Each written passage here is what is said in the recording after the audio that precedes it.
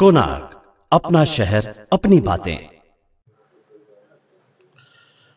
1/11/2005 नंतर जे कर्मचारी शासकीय सेवेमध्ये आलेले आहे त्यांच्यासाठी आपल्याला माहिती आहे की DCPS ही पेन्शन योजना शासनामार्फत लागू करण्यात आलेली आहे आणि आता ह्या योजनेचं NPS मध्ये रूपांतरण करण्यात आलेले आहे।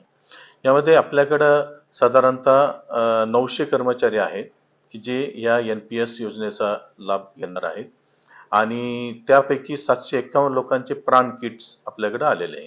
हे प्राण किट म्हणजे असं असतं जसं आपल्याकडे एखादं पॅन कार्ड असतं आणि त्याच्यामध्ये सगळे आपले अकाउंट डिटेल्स असतात, तर त्या प्रकारचं हे प्राण किट आहे किंवा प्राण कार्ड आहे आणि संबंधित कर्मचाऱ्याला दिल्यानंतर तो त्याच्या अकाउंटमध्ये किती पैसे आहेत, कुठं आपण इन्व्हेस्टमेंट केलेली आहे किंवा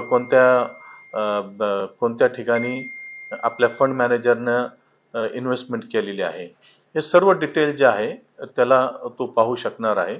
अशा प्रकारची अतिशय सुंदर अशी ही NPS स्कीम शासनामार्फत राबविण्यात येत आहे आणि त्यामध्ये आपल्या उल्हासनगर महानगरपालिकेनं जे कॅफोस आहेत त्यांचे संपूर्ण टीम, आमचे ऑडिटर या सर्वांनी फार मेहनत घेतलेली आहे।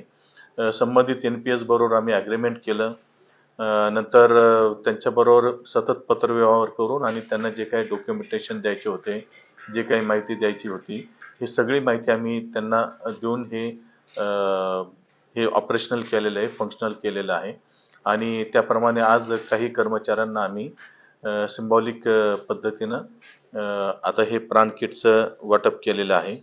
यामध्ये 10% जी कपात आहे ती कर्मचाऱ्याच्या पगारामधून होणार आहे आणि 14% ओनर मार्फत म्हणजे महानगरपालिकेमार्फत याची अदायगी होणार आहे।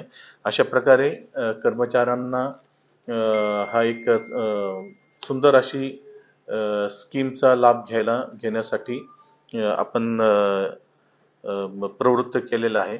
कर्मचारी त्याचा लाभ घेत आहे आणि हे सर्व जे प्राण किट आलेले आपण सर्व कर्मचाऱ्यांना वाटप करणार आहोत। त्यांच्यासाठी आपण एक वर्कशॉपचं आयोजन करत आहोत की त्यांना पुढे ह्या योजनेचं कशा प्रकारे लाभ घ्यायचा किंवा त्याचं इन्व्हेस्टमेंट कशी करायची हे संपूर्ण प्रशिक्षण आपण ह्या लोकांना देणार आहोत।